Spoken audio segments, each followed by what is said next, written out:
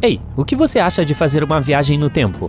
Estamos mergulhando na história da floresta amazônica para desvendar o mistério de suas cidades perdidas.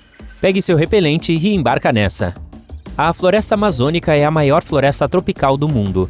O ambiente lá pode ser extremamente desafiador para a vida humana. No entanto, diz a lenda que a Amazônia foi berço de extensos vilarejos, prósperos em riquezas imensuráveis. Isso poderia ser realmente verdade?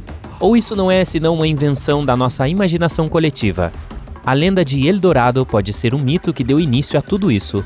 Quando os exploradores europeus começaram suas escavações em terras americanas no século XVI, uma civilização amazônica costumava pintar seu líder com ouro como uma oferenda a entidades superiores. A lenda do El Hombre Dorado, também conhecida como o Homem de Ouro, começou a se espalhar rapidamente pela Europa. Os exploradores ficaram entusiasmados com a possibilidade de encontrar uma quantidade infinita de ouro em algum lugar nas profundezas da selva latino-americana. E como você pode imaginar, as expedições ao continente começaram a se multiplicar a cada ano que passava. Não demorou muito para que os exploradores encontrassem essa civilização. Eles eram conhecidos como o povo Muisca e ficavam localizados na Colômbia, perto do lago Guatavita. O povo Muisca tinha a tradição de pintar seu líder, também conhecido como o Zipa, da cabeça aos pés com ouro. Em um gesto cerimonial, o Zipa nadava no rio, espalhando pó de ouro por todo o lago. Para os Muisca, esta era a sua forma de reconhecer e agradecer os poderes superiores do universo em que acreditavam. Quando os exploradores europeus ouviram e testemunharam tal prática, ficaram maravilhados. Para eles, o ouro era usado apenas para fins comerciais, como principal moeda de troca. Isso os fez pensar que o povo Muisca deveria ter montanhas e mais montanhas de ouro escondidas em algum lugar da selva, para usá-lo tão abundantemente. E bem, assim nasceu a lenda do El Dorado. O que antes era a prática de El Hombre Dorado correu de boca em boca até se tornar El Dorado, uma cidade fictícia que provavelmente escondia montanhas de ouro. A caçada a esta cidade levou os europeus a gastarem grandes quantias de dinheiro para vasculhar a floresta amazônica. Infelizmente, todas as expedições voltaram de mãos vazias. Isto é, isso se voltaram. Agora vamos pular para o início do século XX. Na Inglaterra, a Royal Geographical Society, uma prestigiada instituição britânica, procurava alguém disposto a viajar até a América Latina para traçar a fronteira entre o Brasil e a Bolívia, mais especificamente a parte de fronteira que fica nas profundezas da floresta amazônica. Um certo Sir Percy Fawcett era um aficionado pela América Latina e se ofereceu de bom grado para fazer o trabalho. É importante saber que a floresta amazônica é praticamente do tamanho dos Estados Unidos continental. Ela se estende por 8 países, incluindo Brasil, Peru e Bolívia. E acredite, se locomover por ela não é tarefa fácil. A selva é coberta por uma vegetação densa. Além disso, é o lar de predadores insanos, como cobras sucuris, panteras, crocodilos, piranhas e assim por diante. Mas apesar de tudo isso, Fawcett teve muito sucesso em sua aventura de mapeamento e quis voltar mais vezes. De volta à Inglaterra, Fawcett vasculhou os diários de outros exploradores na esperança de aprender mais sobre as antigas civilizações amazônicas. Ele leu sobre os Incas, os Maias e os grandes impérios que construíram. Ele acreditava que, se os Incas foram capazes de construir impérios que se estendem por mais de 5 milhões de quilômetros quadrados, isso poderia significar que outras civilizações amazônicas poderiam ter se desenvolvido por lá também. Durante sua pesquisa, Fawcett encontrou um relatório de um explorador do século XVI. Falava de uma cidade nas profundezas da floresta amazônica que continha quantidades inimagináveis de minerais. Uma cidade que se estendia por 25 quilômetros sem qualquer espaço entre uma casa e outra. Este relatório levou a imaginação de Fawcett a um novo extremo. A partir de então, ele ficou obcecado em encontrar o que chamou de Z, a Cidade Perdida.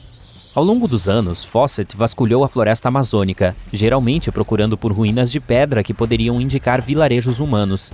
Em suas expedições posteriores, se concentrou em explorar o estado do Mato Grosso. Ele viajou da Europa para a região do Baixo Xingu. A viagem até lá durou cerca de 14 dias a pé. Em seguida, ele embarcou em pequenos barcos de madeira, acompanhado por lideranças indígenas locais que conheciam a região melhor do que ninguém. Como ele se comunicava com a população indígena ainda é um mistério, já que eles só falavam os dialetos locais.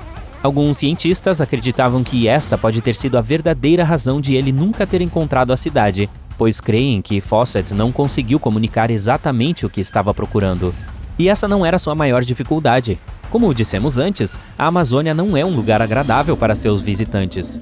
Em seus diários, Fawcett conta sobre ter ficado cara a cara com uma sucuri de 18 metros de comprimento, sobre a qual sobreviveu bravamente. Ele escreve sobre noites sem dormir, sem fim, e acordando com as mãos e os pés inchados por picadas de mosquitos. Alguns de seus colegas diziam que ele era invencível e incansável, mas chegou o dia, durante sua 8ª expedição, em que ele não conseguiu voltar para casa. Fawcett desapareceu sem deixar vestígios. Alguns até suspeitam que ele estava perto de atingir o objetivo de sua vida. No dia do seu desaparecimento, ele enviou uma carta otimista para sua esposa dizendo que não havia nada a temer e que ele estava partindo para uma certa busca final. A tentativa fracassada de Fawcett de encontrar ruínas parecia apoiar o que havia se tornado um consenso entre os especialistas da época, que essa floresta tropical era muito inóspita para sustentar sociedades grandes e complexas, muito menos cidades. Os especialistas estavam convencidos de que as cidades perdidas da Amazônia não passavam de ficção, isto é, até a década de 1960, quando pesquisas modernas começaram a encontrar evidências que sugeriam o contrário. Os cientistas descobriram trechos de um solo extremamente fértil, o qual chamaram de Terra Negra, e aparentemente encontraram muito dele na Amazônia, especialmente ao longo dos rios. Pesquisas posteriores mostraram que esse solo se formou por dejetos humanos ou pela queima intencional de florestas que adicionaram nutrientes ao solo. O que só poderia significar bingo! A descoberta da Terra Negra foi uma evidência de que a agricultura em grande escala era possível e provavelmente já existia no meio da Amazônia, confirmando que os vilarejos poderiam ter se formado lá afinal. Na década de 1990, ao longo do rio Xingu, uma equipe de arqueólogos da Universidade da Flórida fez uma descoberta notável. Trabalhando ao lado dos indígenas locais, encontraram valas muito longas. Depois de mapeá-las, eles perceberam que essas valas eram sinais de um grande vilarejo. Eram restos de paredes cuidadosamente projetadas, centralizadas em torno de uma praça. Algumas eram estradas que levavam a mais assentamentos. Na verdade, apenas esta parte da Amazônia, do tamanho de Nova Jersey, já foi uma rede de dezenas de vilarejos que os especialistas acreditam que poderiam ter abrigado pelo menos 50 mil pessoas entre 1250 e 1650 d.C. Outras descobertas foram possíveis graças ao LIDAR, um tipo de tecnologia que permite aos pesquisadores tirar fotos de satélite do solo da floresta sem ter que pisar dentro dela. Uma rede de trincheiras no Acre tem origem estimada de 200 a 1200 d.C. e sugere assentamentos que poderiam ter abrigado 60 mil pessoas. Outras imagens próximas ao rio Xingu sugerem cidades que poderiam abrigar cerca de 50 milhões de pessoas. Essas eram as cidades perdidas da Amazônia.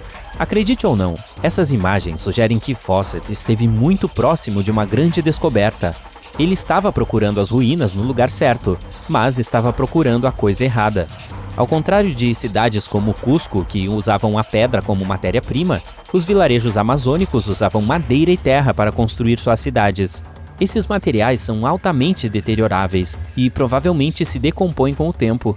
Encontrá-los exigia um pouco mais de tecnologia do que a que Fawcett tinha à disposição na época.